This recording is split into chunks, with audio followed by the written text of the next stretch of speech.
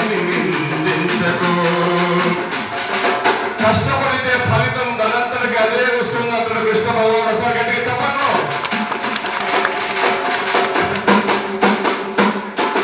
ఎంతటి సత్యానికైనా ఏవో కల్లల బాధలు, ఎంతటి దేశానికైనా ఏవో ఎల్లల బాధలు. బాధలు లేనిది ఎవరికి ఏవో ఒక రూపంలో, బాధలు లేనిది ఎవరికి ఏవో ఒక రూపంలో. ఎంతటి శీలానికైనా ఏవో పూర్తుల బాధలు, ఎంతటి సింహానికైనా ఏవో దోమల బాధలు.